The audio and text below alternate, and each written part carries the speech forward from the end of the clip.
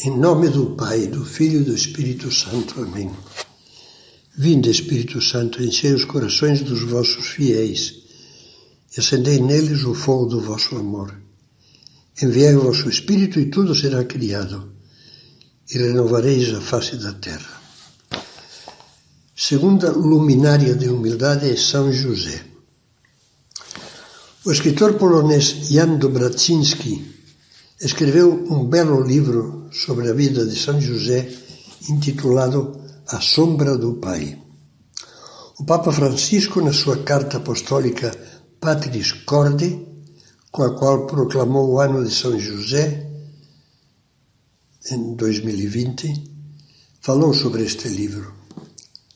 Escreveu: com a sugestiva imagem da sombra, apresenta a figura de José, que é para Jesus a sombra na terra do Pai Celeste. Guarda-o, protege-o, segue os seus passos sem nunca se afastar dele.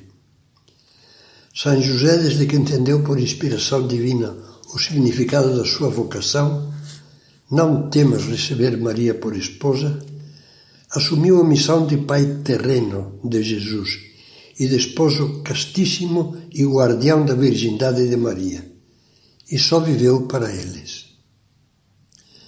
Toda a sua vida foi a vida de um pai de família modesta em Nazaré. Como diz São José Maria, simples, normal e comum, feita de anos de trabalho sempre igual, de dias humanamente monótonos, que se sucedem uns aos outros. Nunca quis ser o centro à volta do qual Maria e José girassem. Nunca quis imaginar-se importante a si mesmo, ao contrário. Esquecido de si, São José só viveu como a sombra que acompanha sem ser notada. Passou despercebido. Nos Evangelhos, José passa quase totalmente inadvertido. Poucas linhas nos falam dele. Uns poucos trechos dos capítulos 1 e 2 do Evangelho de São Mateus e também os 2 primeiros capítulos do Evangelho de São Lucas. São poucas páginas, que contudo dizem muito. Entre outras coisas, que José foi um exemplo maravilhoso de humildade. Ele cuidou do Filho de Deus, do Senhor dos Senhores e Rei de Reis, como o chama o Apocalipse. Trouxe-o nos braços, beijou-o, vestiu-o e custodiou-o. É o que diz uma oração litúrgica de preparação para a comunhão, dirigida a São José.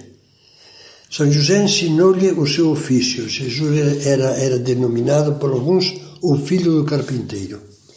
E passou anos e anos em Nazaré, na total simplicidade, sendo apenas o carpinteiro da aldeia. Assim, ele pôde ser alicerce sobre o qual se podia apoiar a vida do Filho de Deus e de sua Santíssima Mãe. Tal como as fundações de um edifício escondidas debaixo da terra, José não aparecia. A ele podem aplicar-se muito bem estas palavras de São José Maria.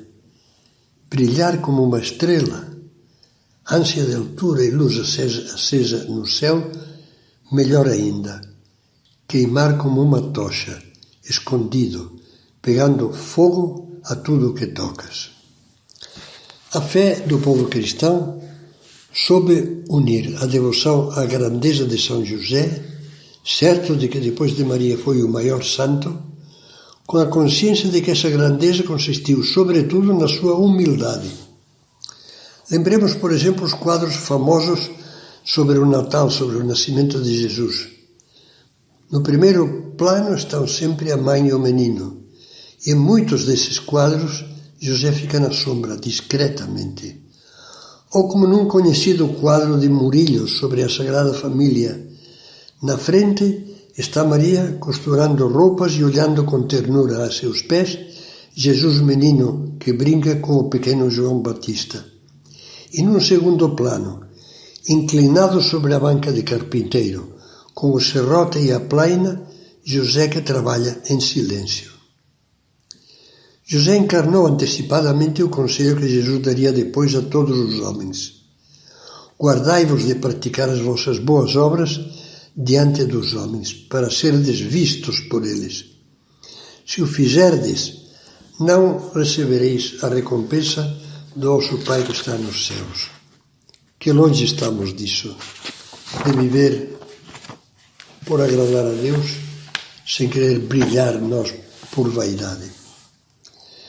Guimarães Rosa refere-se num conto, divertidamente, à coitada de uma mulher prejudicada, diz ele, por uma feiura de partir espelho. Acho que se víssemos claramente os traços da nossa vaidade, concordaríamos que são de molde a quebrar o espelho da humildade de José. Quantas vezes nós fazemos o contrário dele? Queremos brilhar pelos menores acertos, ser admirados, passar da frente, sair com vantagem, não sofrer críticas. José sempre esquecido de si e nós tão preocupados com a nossa imagem. Vale a pena aproveitar alguns dos exemplos que São José Maria coloca no livro Sulco, para tentar um diagnóstico, um exame de consciência sobre a nossa vaidade. Diz que somos orgulhosos, sim. Vivemos assim, pensando que o que fazes ou dizes está mais bem feito ou dito do que aquilo que os outros fazem ou dizem. Se queres levar sempre a tua avante. Se queres dar o teu parecer, sei que te peçam, ou sei que a caridade o exija. Se desprezas o ponto de vista dos outros. Se te citas a ti mesmo como exemplo nas conversas. Se te desculpas sempre que te repreendem. Se te dóis de que outros sejam mais estimados do que tu. Se procuras desejar singularizar-te, chamar a atenção. Insinuar na conversa palavras de louvor próprio, ou que deem a entender a tua honradez, o teu engenho, a tua habilidade, o teu prestígio profissional.